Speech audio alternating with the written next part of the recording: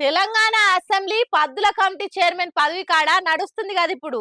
PSC chairman అనే పదవిని ప్రతిపక్షంలో ఉన్నోళ్ళకి ఇచ్చుడు ఆచారంగా వస్తుంది. కానీ పార్టీ ఫిరాయించినోళ్లకు ఎట్లిస్తారని బీఆర్ఎస్ వాళ్ళు జంగులేపిండ్రు. అటు బీజేపీ వాళ్ళు కూడా దీని మీద ఏం నోరు మెదుపుతలేరు మరి.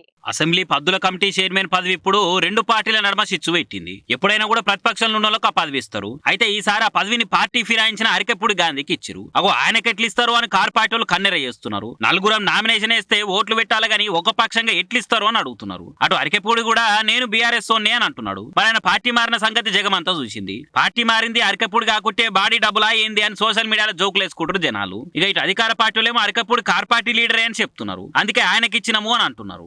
మీకు లొల్లుంటే మీరు చూసుకోర్రి, నడిమిట్ల మా మీద ఎందుకు పడుతుర్రు అని మంత్రి శ్రీధర్ బాబు సరసురుకులు పెట్టిండు. పార్టీ ఫిరాయించి ఇంకా కార్ పార్టీలనే ఉన్నా అని చెప్పుకునే తందుకు ఏం అనిపిస్తలేదా? గాంధీ పేరు పెట్టుకొని గలీజ్ ఇవ్వాలేదని కార్ పార్టీ వాళ్ళు బగ్గ అంటున్నారు. మీకు నన్ను అనేంత సీన్ లేనేలే చూసుకోర్రి అని గాంధీ గారు అంటున్నారు.